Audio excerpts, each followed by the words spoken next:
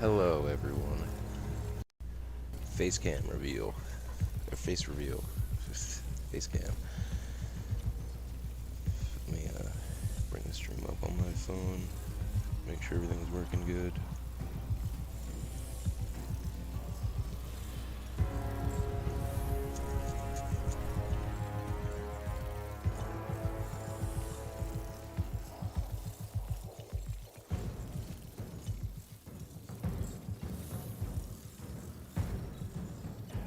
What is going on, Stallions and Stallionettes? Welcome to the Gamer Heaven. I'm your host, AK40 Kevin. In my opinion, Destiny 2 is actually a very, very good game to stream. Looking at the numbers alone, it has generally around... In Streamlabs OBS, you cannot use game capture. So if I come over here to my gameplay tab, where you can't see anything, you cannot use game capture, which is this source right here, which is generally what you want to use for games because it is much, much less resource intensive. You have to use display capture.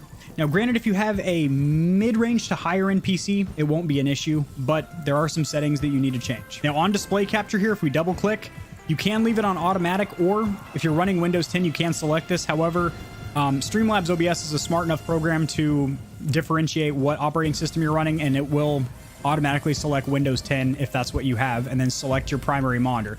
Capture cursor will not matter when you're running a game. That's more so for, like, right now you can see my cursor if I'm doing a tutorial where I'm maneuvering around Windows 10. And also, another little interesting tidbit, you cannot press Windows and get out of Destiny 2. You have to Alt-Tab, which is kind of weird.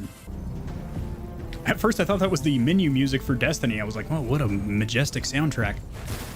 Nope, that's my Streamlabs sounds. There we go. Game settings. So, you're gonna come over here to video. Obviously, you want to...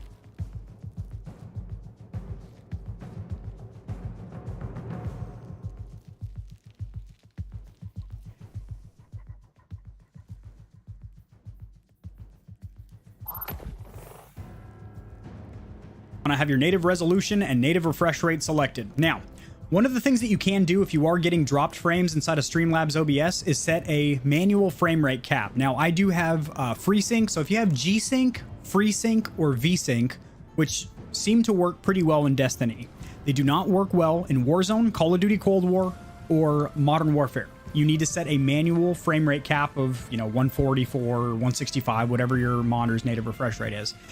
And that will definitely save you from dropping frames inside of your actual screen recording. But the important settings that we need to change here, not brightness. What we're first going to do here is come down here and turn off HDR. High dynamic range works incredibly wonky in this game. It does not look good, and it makes your screen recording look very non-representative of what you see on your monitor. Like, it looked wonky on my screen, but totally playable. Then I watched back my stream and I was like, oh God, this is what people were looking at for like 2 hours? Jesus Christ. And people were just kind enough to not really bust my balls over it. I think 1 or 2 people were like, what's up with the game? It looks kind of weird. And, I was looking up, I didn't see any drop frames or anything in Streamlabs, so I'm like, it's fine. You're just being a little ninny nanny. But indeed, you want to turn HDR off because it makes your screen look like it has a sunburn. Everything looks a little bit off hue. All the colors don't look very rich, vibrant, or natural. Chromatic aberration, I would turn this off. This isn't going to mess up your screen recording or your stream, but what